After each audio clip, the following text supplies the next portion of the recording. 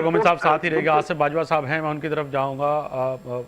बहुत शुक्रिया आसिफ साहब, तो आपने वक्त निकाला मेरे प्रोग्राम के लिए। फरमाइएगा कि एक तो जो बलूचिस्तान में दहशतगर्दी है वो बड़ी अहम है, और उसके तो अब ताने बाने तो नहीं कहेंगे, मगर 100% जो है ये रॉ फंडेड दहशतगर्दी है जो BLA वहाँ कर रही है। मगर उसके बावजूद आज जैसे मैंने कहा कि हम आप पे तनकीद करते रहते हैं जो कि बाइज़ इस्लाह होती है, मगर आज कहीं ना कहीं मुझे अच्छी खबर ये भी लगी behैसियत सहाफ़ी के वज़ीर-ए-आज़म पाकिस्तान शहबाज शरीफ साहब ने और वफाकी वज़ीर दाखिला और PCB के चेयरमैन जो है मोहसिन नकवी साहब ने जो फैसला किया कि हिंदुस्तान के साथ हम गेम नहीं खेलेंगे। तो सफ़ाए मातम इस वक्त कम से कम हिंदुस्तान की मीडिया पे मैं आज देख रहा था बिछा हुआ है कि जी पाकिस्तान क्यों नहीं खेलेगा, क्यों नहीं खेलेगा।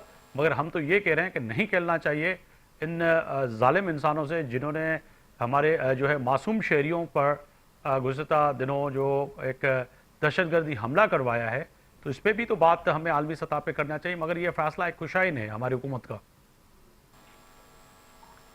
बिस्मिल्लाहिर्रहमानिर्रहीम, आपका बहुत शुक्रिया, आपने मुझे इनवाइट किया और वक्त दिया। देखिए सर, इसमें ये जो आपने फरमाया कि फॉरेन फंडेड वहां पे दहशतगर्दी हो रही है, मैं ये समझता हूं इससे भी हमें एक कदम आगे की बात करना चाहिए।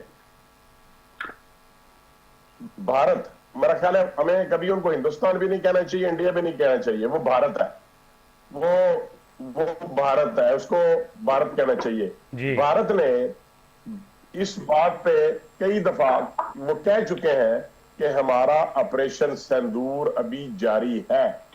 इसका मतलब ये है कि वो इनडायरेक्टली इस बात को एडमिट कर रहे हैं कि BLA को वो सपोर्ट कर रहे हैं और उनको वो हर किस्म की माली मुआवनत और जिस तरीके से वहां पे उनके जासूस पकड़े गए, उनके दहशतगर्द वहां पे पकड़े गए, ये सब बातें साबित करती हैं कि वो बलोचिस्तान लिबरेशन आर्मी को सपोर्ट कर रहे हैं और वो जो अलहदगी की तहरीक है उसको वहां से वो पूरे मुल्क में फैलाना चाहते हैं।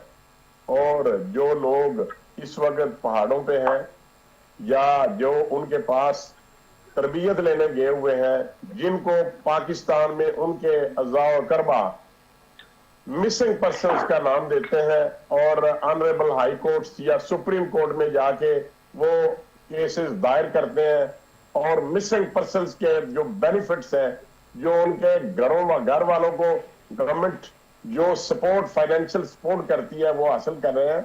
वो लोग इस वक्त इंडिया में तरबियत हासिल कर रहे हैं।